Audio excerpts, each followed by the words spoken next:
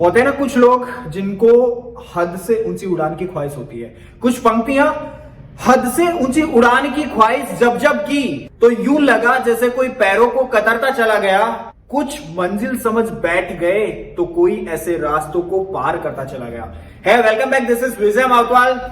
आपने थंबनेल में बिल्कुल सही पढ़ा। रुको जरा सोचो, हाथ आगे लाइए, हाथ आगे लाइए। पूछिए क्या आप किसी मंदिर से दर्शन करके आ रहे हैं और आपको पीछे से आवाज आती है मैं आई कल की, और फोटो आपकी फोटो क्लिक की जाती है और उसके बाद में उस फोटो को चाबी के छल्ले में डाल के आपको बेचा जाता है और उसके बदले में आपसे कुछ पैसे मांगे जाते हैं। एक क्षण के लिए आपको रुकना है, सोचना है कि क्या ये लड़का 8,000 करोड़ का रेवेन्यू करने वाली कंपनी का मालिक हो सकता है। जी, आज मैं बात कर रहा हूं इंटेक्स टेक्नोलॉजी के फाउंडर नरेंद्र बंसल की। राजस्थान के भादरा में इनका जन्म हुआ और इनके पिताजी अनाज की मंडी में आड़तिया हुआ करते थे। इनकी शुरुआत से लेके 8,000 करोड़ का रेवेन्यू करने वाली कंपनी बनाने तक के सफर से हम 5 बिजनेस लेसन लेने वाले हैं। और केवल 8,000 करोड़ का रेवेन्यू करना ही नहीं, अब तक इंडिया का सेकंड सबसे ज्यादा बिकने वाला फोन भी ये कंपनी अब तक लॉन्च कर चुकी है। सबसे पहला लेसन है एसेट लाइट मॉडल। आपको एसेट सबसे पहला क्या चाहिए? Manufacturing unit. मैन्युफैक्चरिंग यूनिट को एस्टैब्लिश करने के लिए आपको लैंड चाहिए, मशीनें चाहिए। मशीनें जब आ जाती है आपको मैन पावर चाहिए। मैन पावर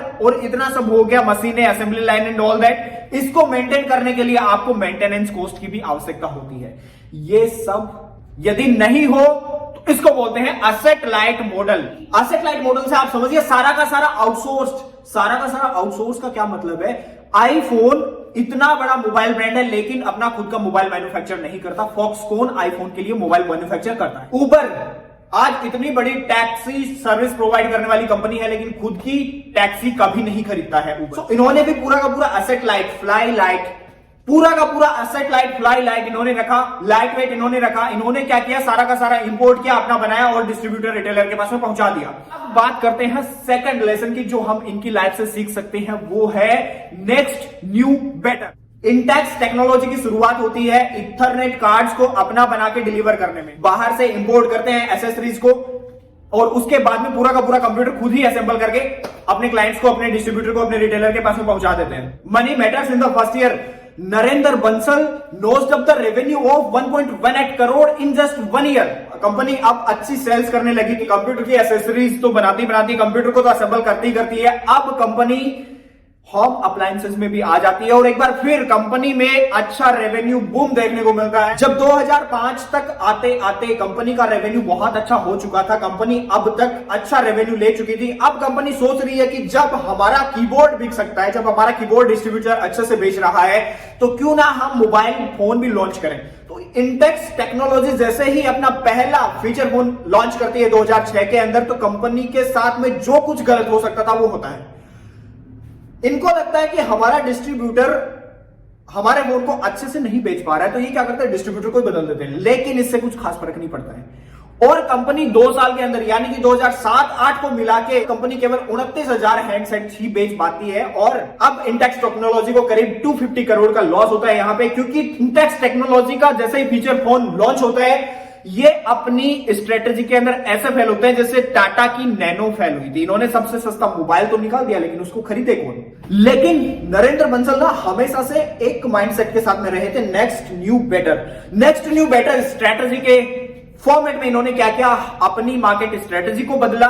उन स्ट्रेटेजी की वजह से फाइनली फिर से एक बार कंपनी में अच्छा रेवेन्यू बूम देखने को मिला। Third lesson, reduce your Coca. Reduce your Coca. Coca means cost of customer acquisition, यानी कि एक कस्टमर को लाने में जितनी आपकी कॉस्ट लगती है उसको कम कर दो। जैसे ही 1995 के अंदर 20,000 का इन्वेस्टमेंट करके इन्होंने, केवल 20,000 का इन्वेस्टमेंट करके इन्होंने जैसे ही अपना बिजनेस स्टार्ट किया, अभी प्रॉब्लम थी मार्केटिंग की, क्योंकि मार्केटिंग की स्ट्रेटेजीज को इंप्लीमेंट करने के लिए काफी फंड की जरूरत थी लेकिन इनके पास फंड्स की कमी थी। इन्होंने क्या किया? पोटेंशियल क्लाइंट्स को अपना बनाने के लिए एक क्लासिफाइड एड रन किया। इस क्लासिफाइड एड में इन्होंने क्या किया? रिफंड ऑफर कर दिया।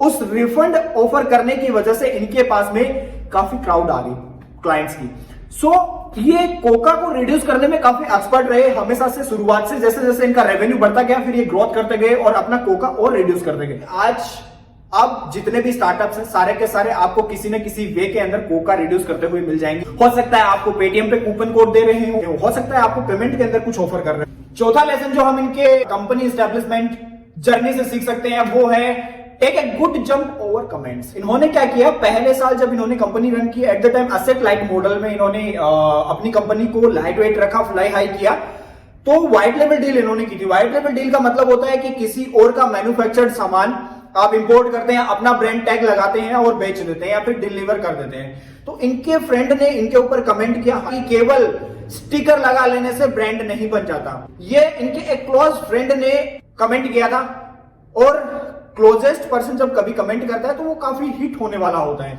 देखिए क्या होता है, जब आप 5 लोग एक चेंबर के अंदर होते हैं, उस चेंबर में यदि आप जब तक उनके बराबर में खड़े हैं, nobody will comment on you. लेकिन जैसे ही आप थोड़े से अपने एफर्ट्स लगाने स्टार्ट करते हैं और बाहर उस चेंबर से निकलने की कोशिश करते हैं, then people will try to take you down. At that time you can take all that comments as a proof of your efforts. इनसे सीखे जाने वाली सबसे अच्छी चीजों में एक है कि जब कभी भी people comment on you, then take a good jump over comment. और 5वां लेसन हम इनसे सीख सकते हैं, विजनरी माइंडसेट। हमेशा एक बहुत लंबा टारगेट सेट करके रखा अपनी कंपनी के लिए। अपनी कंपनी एस्टेब्लिशमेंट जर्नी में ये इनको काफी हेल्पफुल रहा, काफी सपोर्टिव रहा। जब कभी भी आपके पास में एक लॉन्ग टर्म गोल होता है तो आप उसी डायरेक्शन में बढ़ते चले। इकोनॉमिक्स टाइम्स के साथ में हुए एक इंटरव्यू में ये बताते भी हैं कि मैं लंबी दौड़ का घोड़ा हूं, we are not here to stay. साथ ही साथ कंपनी का जो एजीएम यानी एनुअल जनरल मीटिंग जो इनकी होती है, एनुअल जनरल मीटिंग इनकी लास्ट 2017 में हुई। उसके अकॉर्डिंग मार्केट कैपिटल कंपनी का 40 करोड़ था। नो डाउट अभी काफी बढ़ गया होगा क्योंकि कंपनी कंटिन्यूअस ग्रोथ कर रही है। तो आज की इस स्टोरी से अपन 5 ऐसे बिजनेस लेसन, जिनको मैं समरी के रूप में बोलूं तो asset light model, next new better, cost of customer acquisition भी आपको रिड्यूस करना पड़ेगा। इसके अलावा take a good jump over negative comments. 5वां लेसन हम इनसे सीख सकते हैं, अपना माइंडसेट हमेशा विजनरी रखो, लॉन्ग टर्म में अपने गोल्स रखो जो आपको हमेशा बूस्ट करते हैं। आपने इस वीडियो को कंप्लीट देखा, वीडियो के अंदर क्या इंप्रूव किया जा सकता है वो मुझे बताइए। I will be very thankful. आप नीचे कमेंट करके बता सकते हैं क्या इंप्रूव किया जा सकता है। थैंक यू सो मच, आपने वीडियो को कंप्लीट देखा।